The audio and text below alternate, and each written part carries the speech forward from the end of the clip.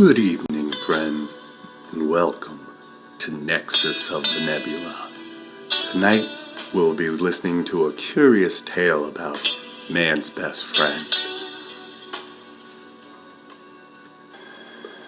Have you ever just sat and watched your sleeping dog observe as their little feet run along the ground, just waving halfway in the air as they let out innocent, half-gruntled barks? Have you ever just wondered what's going on inside their sleeping minds, what they're dreaming about? Maybe it's a squirrel they're chasing, or a ball. Maybe they're just enjoying time with their owners. Or maybe what's going on is something entirely different, lurking just beyond the realm of what we can possibly comprehend. Something so terrible, we'd be better off in the gleeful shadow of ignorance. I wish I could tell you this was all speculation, crazy ideas conjured up by a bored mind, but the truth is, I've seen what exists inside the mind of a sleeping dog, and it terrifies me beyond what I ever could have imagined. The idea of mind reading itself is an old one, and while it might sound like something taken out of a science fiction novel, we do possess devices that can give us a basic translation of what occurs inside an individual's resting mind. In reality, a dumbed-down version of neurology, everything we think, dream, and feel is a product of chemicals and electrical signals surging through our flesh, producing a flux of ideas and emotion, which results in pretty much everything we are. With the right equipment, there's no reason why we shouldn't be able to translate these impulses into text, audio, or even images. That's what I've been working on for the past decade. A device that not only reads the electrical impulses within your brain, but can also give a basic picture of what's going on. It might sound horrifying enough on its own, but don't fall into a pit of despair. It's nothing to be used as a torture device or to extract information from unwilling participants. This was always planned to aid those no longer able to communicate with the world surrounding them. People suffering from locked-in syndrome, unable to speak but fully conscious, horrified as they've lost the ability to interact with the people around them. The device we worked on was supposed to aid them, give them a way of talking to their friends and family, to let us know that they're still in there.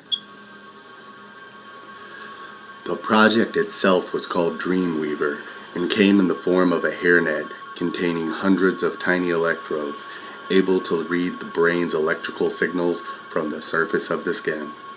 Much like instantinography, it read brain waves, but unlike the standard EEG, it was also capable of transmitting them.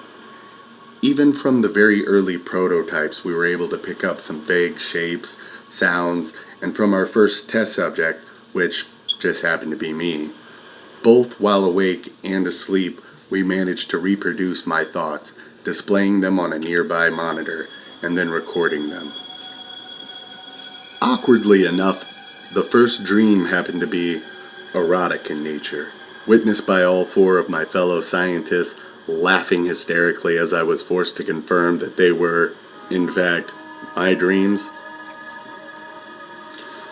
But regardless of how embarrassed I felt, we were all ecstatic to have taken such a massive leap forward in science. After that first successful but slightly awkward attempt, we decided it would be more professional to find a third party of willing and hopefully shameless volunteers to share both their conscious and unconscious thoughts. A couple of weeks went by and we recorded grainy, hardly intelligible thoughts and dreams of about a dozen people, each one aiding us in our goal to properly calibrate the Dreamweaver device and to translate the signals. The main problem we quickly discovered was that while our technology was state-of-the-art, the human mind was simply too complex to easily translate. The main problem we quickly discovered was an overabundance of useless information stored in our high-functioning brains, making it all too difficult to properly read anyone's thought with a clear level of accuracy.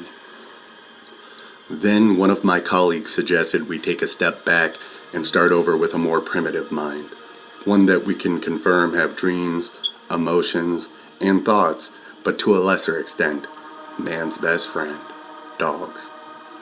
Yes, we could have used the more advanced primates, but that meant time had to be spent on excessive amounts of paperwork.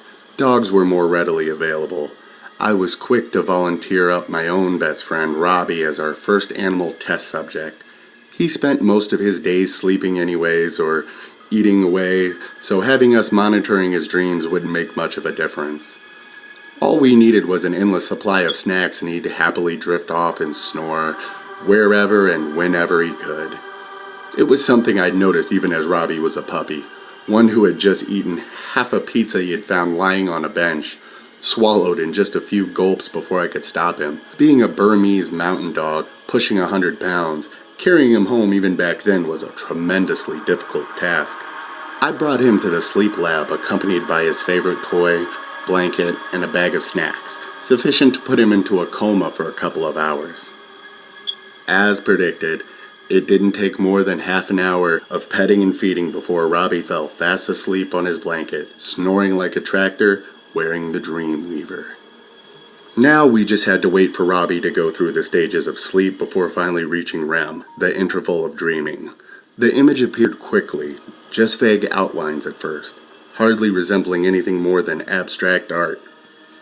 But as we calibrated the machine, we quickly managed to conjure an image clearer than anything we'd seen in a human being. A remarkably accurate representation of Robbie's mind, vivid beyond what we thought possible. We saw the pictures from Robbie's point of view, him running through what looked like a narrow alley, the ground full of debris, metal, and other junk. He sniffed frantically around, periodically lifting his head to reveal thick black smoke obscuring the sky above. He stopped and barked, but not a bark of threat, but one for calling out for someone, before he kept moving through the alley and onto the main street. Just like the alley, it was poorly maintained, full of cracks and covered by various trash. Most of the buildings around were on the brink of collapse, with one of them engulfed in wild flames that shot far above into the sky. Robbie instinctively ran over to the burning building, defying his usually cowardice soul, and stood outside growling at it before long, a woman burst from the front door, her clothes on fire as she screamed in a mixture of horror and agony. He chased after her while she ran in panic, only lying down in a hopeless attempt to extinguish the flames. All the while, Robbie barked at the fire, not understanding that they weren't a living creature, a thing that he couldn't scare away. He just saw something moving around the woman, hurting her, and he wanted to so desperately help. It was a futile fight. The woman couldn't escape the heat, and within minutes her skin had melted, with her hair burned away and her eyes turned to goo inside her skull. After what must have felt like an eternity of pain, she suffocated from the smoke and fell silent on the ground. Then Robbie awoke.